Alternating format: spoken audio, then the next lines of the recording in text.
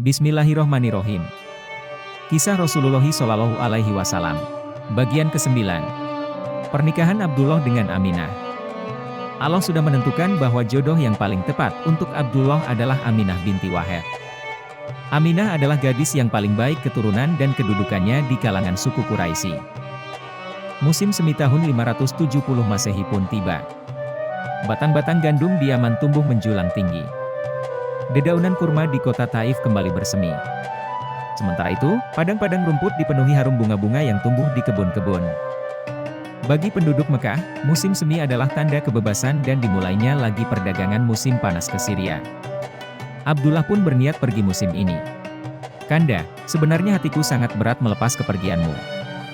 Entah mengapa hatiku diliputi kekhawatiran dan kegelisahan.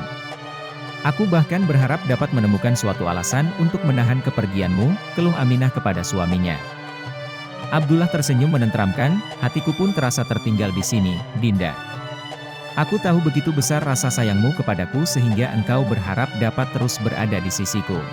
Bukan cuma itu, damai rasanya berada di sampingmu, Kanda." Abdullah mengangguk, "Tetapi Dinda, kini di dalam perutmu ada bayi kita.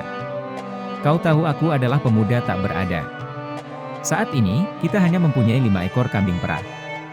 Selain itu, tak ada lagi kekayaan yang dapat menghidupi kita berdua selain sedikit kurma dan daging kering.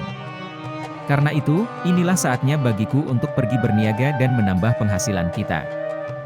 Aminah terpaksa mengangguk menerima kenyataan itu. Ia memandang kepergian Abdullah dengan sendu, seolah itu adalah detik-detik terakhir ia dapat melihat wajah suaminya. Hamzah bin Abdul Muthalib. Pada hari pernikahan Abdullah dengan Aminah, Abdul Muthalib pun menikahi sepupunya yang bernama Hala. Dari perkawinan ini, lahirlah Hamzah, paman Rasulullah yang seusia dengan beliau. Abdullah meninggal. Bersama kafilah dagang, Abdullah tiba di Gaza. Kemudian, dalam perjalanan pulang, ia singgah di Yatsrib. Di sana, ia tinggal bersama saudara-saudara ibunya. Namun, ketika kawan-kawannya dari Mekah hendak mengajaknya pulang, Abdullah jatuh sakit. "Rasanya, aku takkan kuat menempuh perjalanan pulang," kata Abdullah kepada kawan-kawannya. "Kalian berangkatlah dan sampaikan pesan kepada ayahku bahwa aku jatuh sakit." Kawan-kawannya mengangguk, "Akan kami sampaikan pesanmu. Baik-baiklah engkau di sini." Kafilah Mekah pun beranjak pulang. Ketika tiba di rumah, mereka menyampaikan pesan Abdullah kepada Abdul Muthalib. "Harits, panggil Abdul Muthalib kepada putra sulungnya. Pergilah ke Yatsrib. Lihatlah keadaan adikmu. Jika sudah sembuh, jemputlah ia pulang." Harits pun segera berangkat. Ketika tiba di rumah paman-pamannya di Yatsrib, yang ditemuinya adalah wajah-wajah duka. "Abdullah telah meninggal," kata mereka kepadanya, "mari, kami antar engkau ke pusaranya." Harits pun menyampaikan berita sedih itu ke Mekah. Melelehlah air mata di pipi Abdul Muthalib.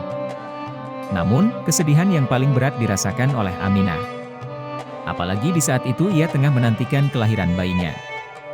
"Selamat jalan, Kanda," isak Aminah, "hilanglah seluruh kebahagiaan hidupku bersamamu. Kini, tinggallah aku yang hidup untuk membesarkan bayi kita." Tidak lama lagi, bayi Aminah akan lahir.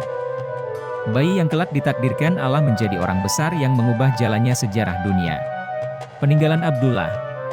Saat meninggal, Abdullah meninggalkan 5 ekor unta, sekelompok ternak kambing, dan seorang budak perempuan bernama Ummu Aiman yang kelak menjadi pengasuh Rasulullah. Nama aslinya adalah Barokah. Ia berasal dari Habasyah. Bersambung.